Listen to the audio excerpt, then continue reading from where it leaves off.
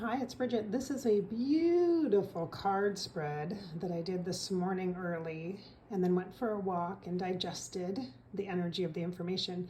But what has been coming through is this figure, this archetypal energy is really a wise woman, wild woman energetic.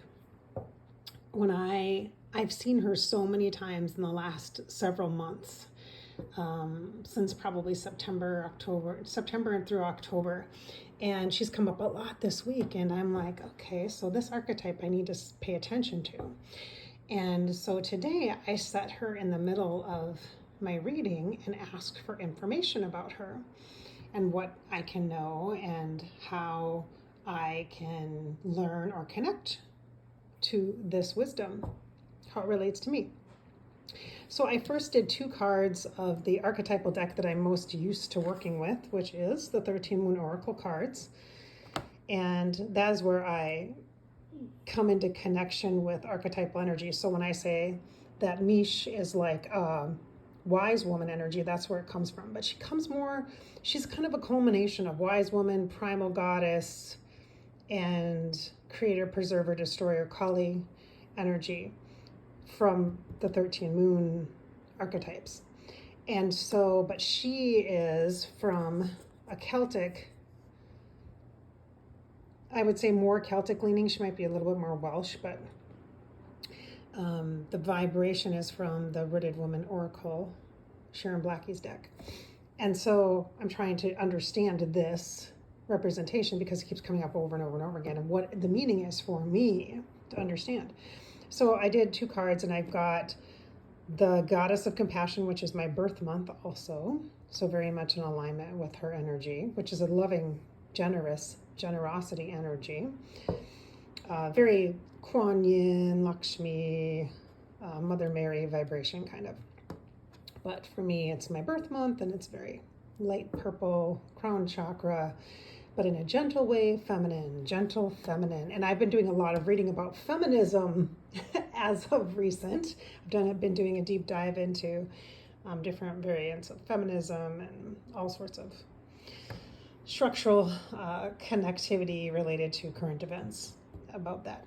So as I'm recording this in 2025, the fall, I should mention that here. So then I also got the fulfillment card, which is connected to, it is a tool of the goddess of love. And this is like sacred portal. This is yoni connection. And the energy here is Vesica Pisces, the sacred third. And also in addition to that, as I'm looking at this, I can kind of see the solar cross, which I draw a lot. It's one of my symbols. I actually have it tattooed on my foot.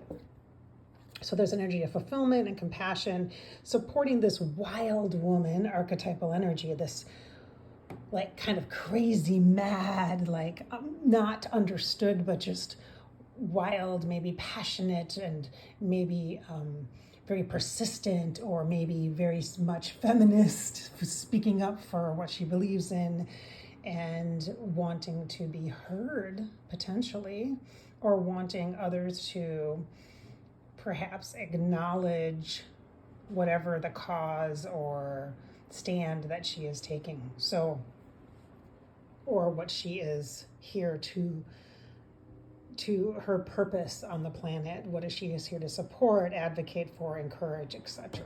It's not about her, look at me, look at me. That's not what this is about. That's not what this energy or archetype is about at all. For me, it's very rooted, grounded, very animist, very, when you look at her adornments here, here's a leaf, so that's autumn.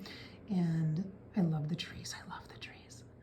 And then she also has a feather, which is a turkey feather, which is in my yard right now. And that's, again, a sign of autumn. And then she's got the spiral on her third eye, which is my connection to divine as well, with the clairvoyance and the seer energy that I hold. And as well, that spiral is earth. So this connection is sweet.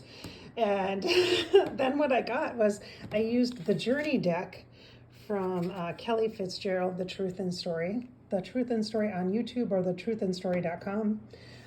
She offers great classes. She's an incredible reader of card decks, and I've taken a few of her classes recently just because she's so well versed and she has an academic researcher vibration and a practical, fun, very loving, learning, and very generous heart and nature. And she's very wise, very good at what she does. So I asked for additional information about her. What can I understand? What can I know?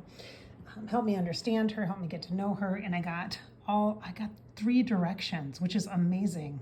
It's crazy. I've never had that I can think of. I pulled 3 cards and they're all directional cards, which feels like I'm getting some major information about that, right? That seems interesting. So the first one was contemplate, North Star. That makes sense.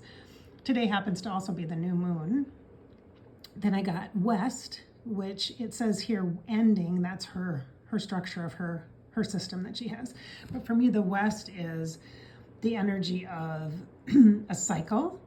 It could be the place in the cycle that we're at, and ending very well could apply here as we think about like the sunset.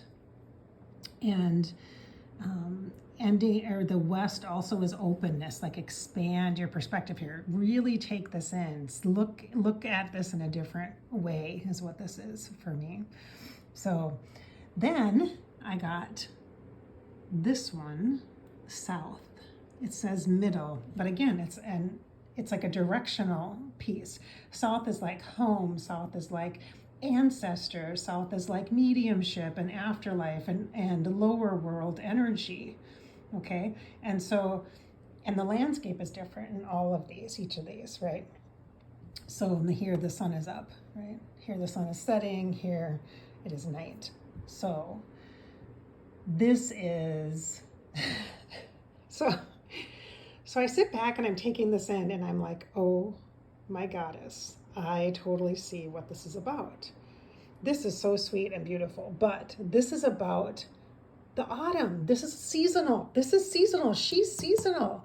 She is a representation of the season energy. And then what I wrote was, in my journal, was guardian. She's a guardian of this autumn transition, this time of year. And so I'm like, oh, that's why she keeps coming up September and October. This is why. Okay, hello. Hello. How could I miss that? With all the directions and the turning of the wheel and the compass of the time energy and all that. Okay, I get it. And she's here with loving support. How can you not appreciate this? This is the kind of stuff that is so inspiring about intuition and it's so inspiring about tools like card decks. It is not complicated, but because we are in such a linear, rational mindset, we try to figure it out. Well, use your mind to find the patterns.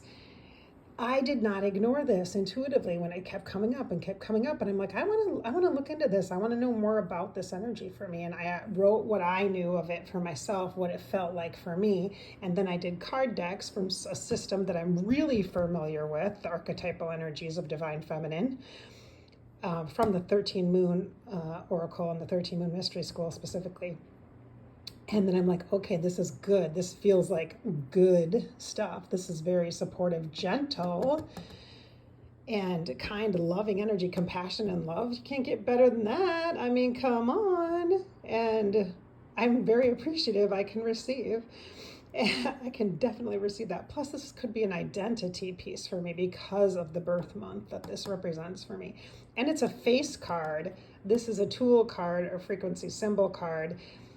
This is a frequency symbol card. And this is a actual face card in this deck. And so that really means I could be identify with this, or she is identifying with this energy. This also is in alignment with the theme I'm doing for my Sacred Women's group, which is Gentle Autumn. This is also in alignment with the theme for Above Life channel for all of the September videos that were shared, which is gentle as well. And so as we move through October and into November, that energy of gentleness is definitely what we're grounded into, at least for the work that me, Bridgette, is doing and holding space for. So Again, this is Bridgette with Above Life Channel. I hope you enjoyed this example of a card reading and how to utilize this energy. I should also mention, because I'm sure I'll get a question about it, this is just a beautiful black tourmaline. It is an obelisk. I got it on a trip to New Hampshire, Dover, New Hampshire, years ago. I think it was 2017. Something like that. And it means a lot to me. It's very special, and it helps to just keep the energy aligned.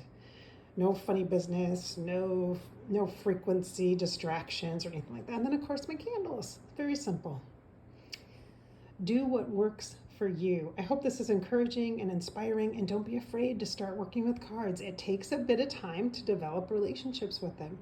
And don't get into a deep, intense thing. Just do one a day to get to know the new card deck you have, or do 2 a day, or do 3.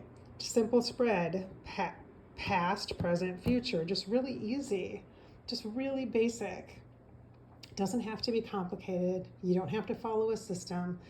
Just start connecting and get the support that you deserve, desire, and need right now. So I hope you have inspired your spirit today and encouraged you. Thanks for being here.